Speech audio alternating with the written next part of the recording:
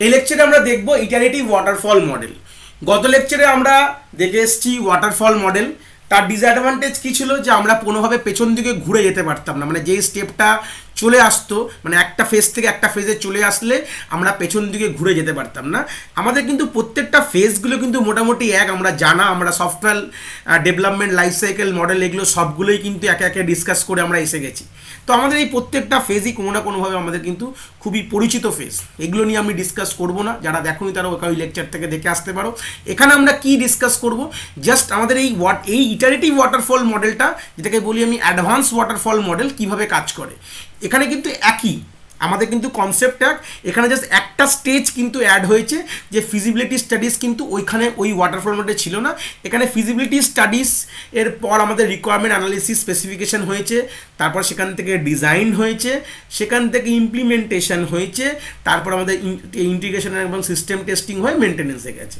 এটা কিন্তু সেই ওয়াটারফল মডেল, কিন্তু তারপর আমাদের কি হয়েছে, একটা আমাদের সেই পেছন যাওয়ার একটি পথ কিন্তু আমাদের এখানে রাখা আছে। ইটারেটিভ কথাটার মানে কি, যদি আমার মেনটেনেন্সে কোনো প্রবলেম হয়, টেস্টিং আমি ফিরে আসতে পারবো, বা আমাদের ইমপ্লিমেন্টেশনে ইউনিট টেস্টিংয়ে ফিরে আসতে পারবো। মানে কি, গল্পটা হচ্ছে আমি যে কোনো ফেজে যদি প্রবলেম হয়, আমরা ঘুরে তার প্রিভিয়াস ফেজে আসার কিন্তু রাস্তা দিয়ে দিয়েছে। মানে মেনটেনেন্স থেকে আমি ইন্টিগ্রেশনে আসতে পারি, মেনটেনেন্স থেকে আমি টেস্টিংয়ে আসতে পারি, মেনটেনেন্স থেকে কোনো প্রবলেম হলে ডিজাইনে আসতে পারি। তার মানে কি, গল্পটা যদি কোনো রকম যদি ক্লায়েন্ট যদি ওদের বারবার রিকোয়ারমেন্টস পাল্টে যায়, আমরা চট করে কিন্তু যে কোনো ফেজ থেকে যে কোনো ফেজে জাম্প করি। তার মানে কি, ধরে নাও একটা রিকোয়ারমেন্ট দিয়ে এসছে, সে দিয়ে এসে ডিজাইন ফেজে চলে এসছে, ফেজে আবার যদি মনে হয় যে না আমি কিছু অ্যাড অন করতে যাই কোনো রিকোয়ারমেন্টস, তখন ডিজাইন থেকে আবার ঘুরে আমরা কোনোভাবে আমরা কিন্তু এই রিকোয়ারমেন্ট অ্যানালিসিস ফেজে কিন্তু আমরা পৌঁছতে পারবো।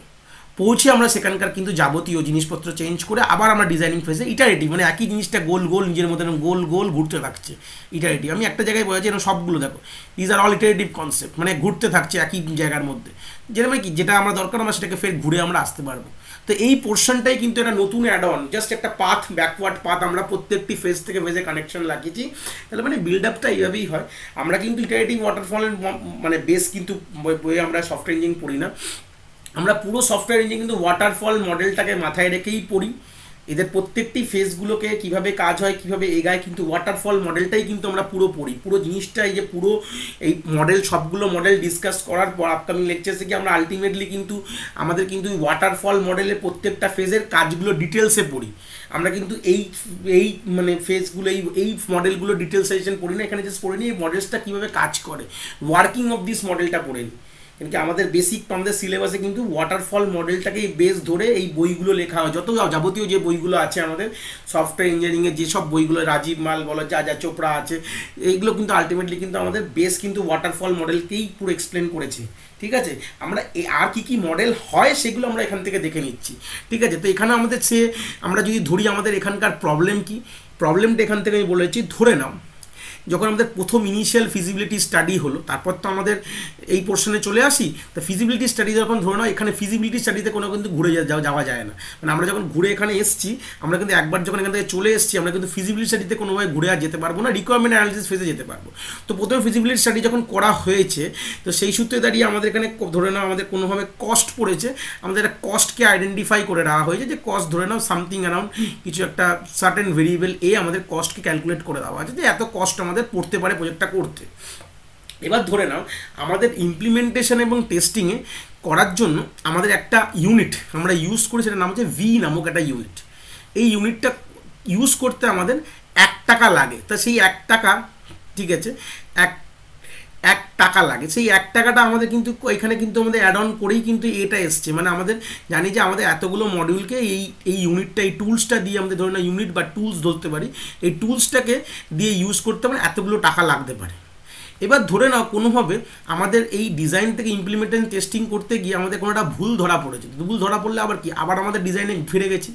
আবার ডিজাইনে ফিরে যাওয়ার পর যখন আমরা ফের এখানে এসেছি, মানে এই যে সার্কুলার ওয়েতে ফের ঘুরে গিয়ে আবার যখন এসেছি, আমাদের ফের এই ইউনিটটা ইউজ করেছি, তো সেই ইউনিটটা ইউজ করতে আবার আরেক টাকা এক্সট্রা লেগেছে। তো এই যে আরেক টাকা যে এক্সট্রা লেগেছে, সেই টাকাটা কিন্তু আমাদের কিন্তু ক্যালকুলেট হয়নি, সেই টাকাটা কিন্তু আমরা ইনিশিয়ালি ক্যালকুলেট করিনি। তার মানে কী হলো, আমরা একটা সার্টেন একটা এক্স বা আমরা যে কোনো একটা কস্ট ধরে নিয়ে আমরা এগাচ্ছি, যেখানে ভেতরে কাজ করতে গিয়ে আমাদের আরও এক্সট্রা টাকা লেগে যাচ্ছে।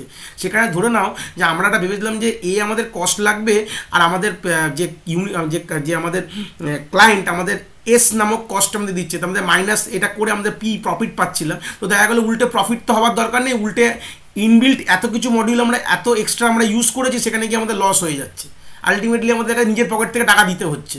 তো এই জিনিসটা কিন্তু এখানে কিন্তু আমার সবথেকে বড় ডিসঅ্যাডভান্টেজ ইটারেটিভ ওয়াটারফল মডেল, যে আমরা ফিজিবিলিটি স্টাডিটা প্রথমেই আমরা অ্যাজাম্পশন করি, প্রথমেই আমরা গিয়ে ক্যালকুলেশন করি যে আমাদের কতটা কস্ট পড়তে পারে, সেই কস্টের ভিত্তিতে কিন্তু একবার করে নিয়ে আমাদের কাজ করতে শুরু করি, কিন্তু ভেতরে গিয়ে আলটিমেটলি আমাদের অনেক কিছু করতে হবে, এক্সট্রা কস্টিং পড়ে যেতে পারে। যেরকম হতে পারে ধরে নাও আমরা হোস্টিং, ধরো মেনটেন্যান্সের আগে যে সিস্টেম টেস্টিং করার পর যে ডিপ্লয়মেন্ট করি, এই ফেসটা এখানে সব ইন্টিগ্রেটেড একটার মধ্যেই রেখে দিয়েছি। তো ডিপ্লয়মেন্ট করার সময় ধরে নাও কোনো একটি ওয়েব সার্ভারে করলাম, সেটা হয়তো ক্লায়েন্টের ভালো লাগেনি, বা ওখানে অত ভালো না, ওটা ভালো দিচ্ছে না, সার্ভার ডাউন হয়ে যাচ্ছে, তো সেখানে আমরা বলে এখানে না, আপনি এখানে আবার হোস্ট করুন। মানে আমি ধরো গোডাডিতে হোস্ট করেছিলাম, ঠিক আছে, গোডাডিতে হোস্ট করেছিলাম, তা বললে না গোডাডি ভালো একটা সার্ভার মেনটেন করছে না, আমাকে আবার AWS মানে অ্যামাজন ওয়েব সার্ভিসে গিয়ে হোস্ট করতে হলো, তাহলে গোডাডির পয়সাটা তো লস গেল। তো এটা তো আমাদের ক্যালকুলেট হয়নি, আমরা তো ধরুন একটা কস্ট ধরে এগিয়েছিলাম যে গোডাডির কত কস্টিং লাগবে সেই ধরে আমরা এগিয়েছিলাম, কিন্তু আমাদের ওটা হলো না, কোনোভাবে আমাদের AWS করতে হলো, কোনোভাবে গোডাডি হচ্ছে না, হয়তো কোনো প্রবলেম হচ্ছে, তাহলে আমাদের নিজের পকেট থেকে পয়সা দিতে হচ্ছে। কারণ আমরা যদি একবার যদি সফটওয়্যারটা হাতে নিয়ে নিই, আমরা না শেষ করে কিন্তু করবো না। কেন? কেন আমাদের এসআরের মধ্যে আমাদের সিগনেচার করতে হয়। এসআর হচ্ছে সেই ভ্যালিড ডকুমেন্টেশনটা যেটা আমাদের ইউজার এবং মানে ক্লায়েন্ট এবং আমাদের আইটি কোম্পানিজের মধ্যে কিন্তু বন্ডিংটা হয়, তাহলে এখানে গিয়ে কিন্তু খুব বড় সমস্যার মধ্যে আমরা পড়ে যাই। তো এই সূত্রে আমাদের এটা কিন্তু একটা বড় ডিসঅ্যাডভান্টেজ বলতে পারি, যেখানে কিনা আমাদের কস্টটা, সেই কস্ট কেন, সেটা অনেক কিছুই হতে পারে, সেটা রিসোর্স হতে পারে, যেটা আমাদের এক্সট্রা ইউজেসের মধ্যে চলে, যেখানে আমাদের ফিজিবিলিটি স্টাডিজের কোনোভাবে ঘুরে যাওয়ার কোনো আর অপশান নেই। সেটার জন্য এখানে সবথেকে বড় ডিসঅ্যাডভান্টেজ হচ্ছে আমাদের সেই ইটারেটিভ ওয়াটারফল মডেলে। তো আশা করি ইটারেটিভ ওয়াটারফল মডেলটা আমরা বুঝতে পেরেছি।